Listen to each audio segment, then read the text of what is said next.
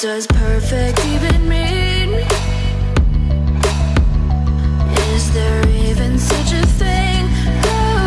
Ooh, can we switch up all the rules and imagine a utopia? Darling, I'm just so fed up with these expectations. They keep weighing me down.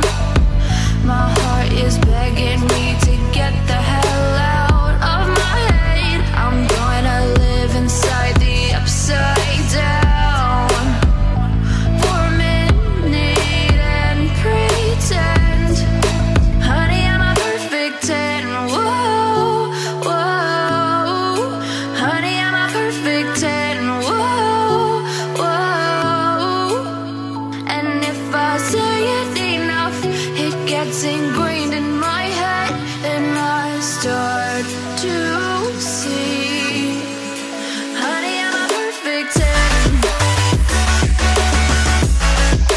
Honey, I'm a perfect 10. Whoa, honey, I'm a perfect 10. Honey, I'm a, yeah. Oh, yeah, I've discussed it with myself, and I'm disgusted with the way we're told to have a certain face. I stood and wait because we aren't pixels on a screen. No, we're human, we breathe.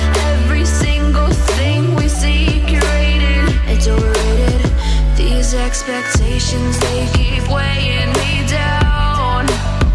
My heart is begging me to get the hell out of my head. I'm gonna live inside the upside down for a minute and pretend, honey, I'm a perfect 10.